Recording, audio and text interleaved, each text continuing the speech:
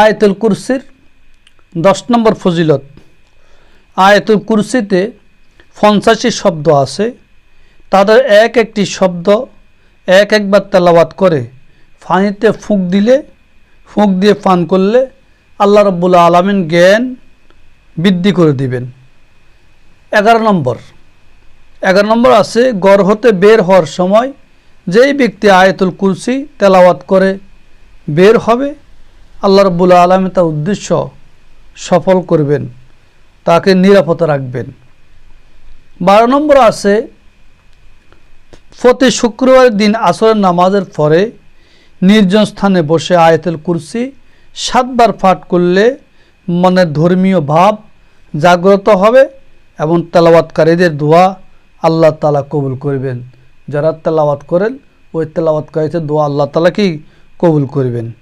13 নম্বর আছে, যেই ব্যক্তি আসরের নামাজের পরে 21 বার আয়াতুল কুরসি তেলাওয়াত করবে, আয়াতুল কুরসি তেলাওয়াত করে রোগীর পেটে ফুঁক দিলে আল্লাহ রাব্বুল আলামিন তা ভালো করে দিবেন, রোগী ভালো হয়ে যাবে।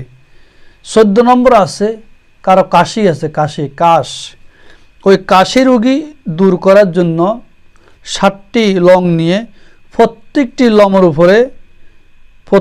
লংয়ের উপর আয়াতুল কুরসি 7 বার তেলাওয়াত করে ফুঁক দিবে। এই লং সেই প্রতিদিন সকালে একটা করে খাবে।